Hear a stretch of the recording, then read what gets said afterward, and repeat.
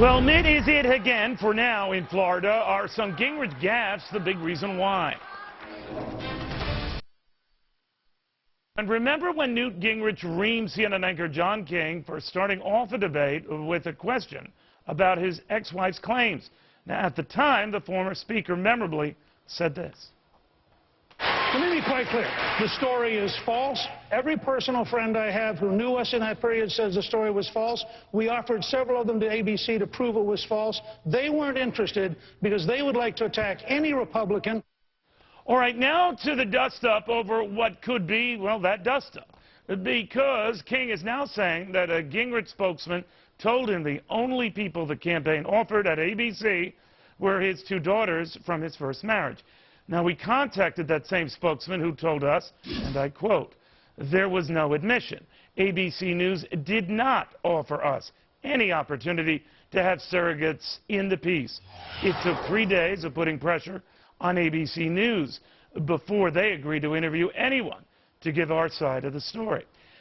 Regardless of this back and forth, all of this comes amid a new poll that shows Mitt Romney leading Newt Gingrich by some 8 points in Florida. If there's any connection here, hard to say. But are these mixed messages partly to blame? It certainly wouldn't be the first time. We've already seen Gingrich pull back from anti-Bain Capital comments, but not completely, which tends to, at least in the eyes of roll call Shira Toeplitz, get people confused. She's watching all of this very, very closely. Shira, what are we to make of this?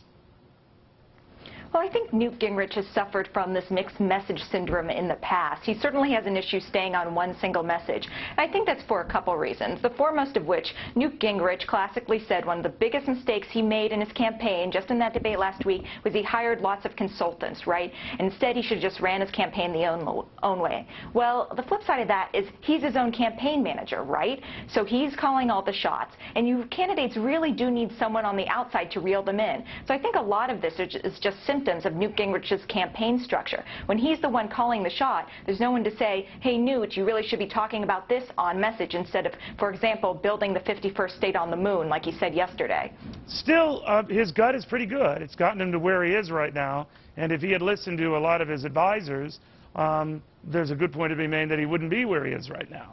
So if he can harness that enthusiasm and that wow. But the flip side of that is it creates these controversies, right?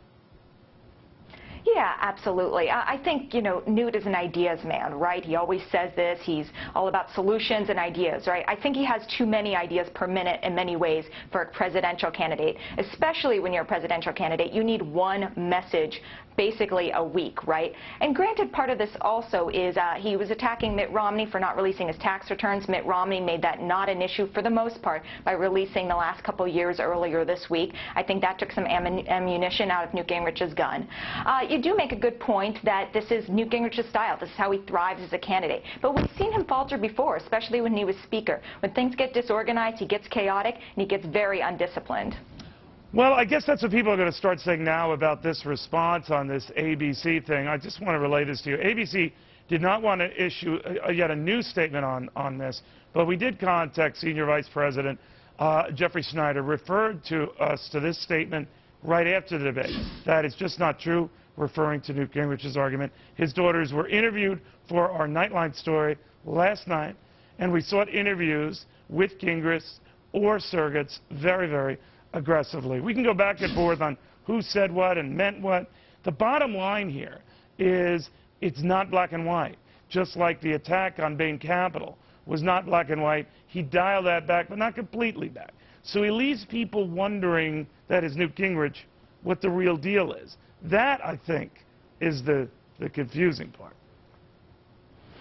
Yeah, I think in politics, especially when you're dealing with these attacks going back and forth, you just have to make your response, as terrible as it sounds, believable enough, right? Believable enough for that moment. We're dealing with a warp speed media atmosphere where they'll be on to the next news cycle will be about something else. And as a result, he just kind of had to make it pass for, you know, that very moment in the debate. Whether or not he offered up friends, as you just mentioned, is still up for debate and may not be accurate. Doesn't sound like it's accurate from John King, but for that moment it worked, and more people watched that moment than anything else. All right. We'll see what happens. Thank you very, very much. In the meantime,